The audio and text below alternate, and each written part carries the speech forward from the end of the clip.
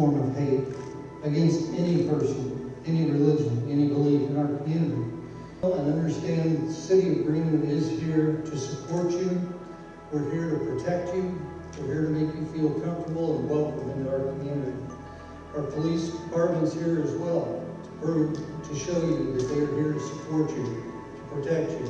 Whatever we can do to help you through this time, we're here to do that. So thank you very much. To create fear where there should be friendship.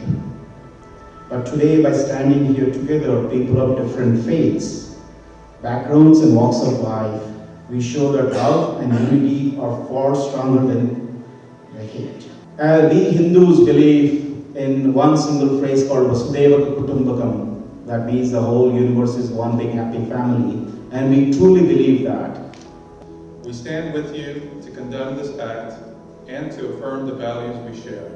Respect, compassion, and the right of every person to worship freely and without fear.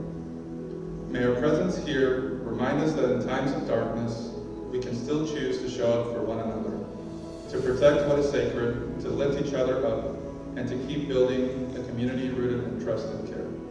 To see this sacred place discredited with the messages of hate is painful for all of us. But let's be clear, hate will not win. We will not be divided. Our response to hate will always be love. Our answer to anger will always be compassion. And our way forward will always be together. Last night, our Hindu brothers and sisters here in Greenwood were violated and hurt as their spiritual home was attacked and vandalized. This was a despicable act of violence that has shocked and saddened our community, and it is something we simply will not allow to go unnoticed. Myself and my command staff, I want you to know that we stand with you. Anytime an individual or a group within our community is attacked, that's attack on the entire community. And that's something that we as the peacekeepers take very seriously.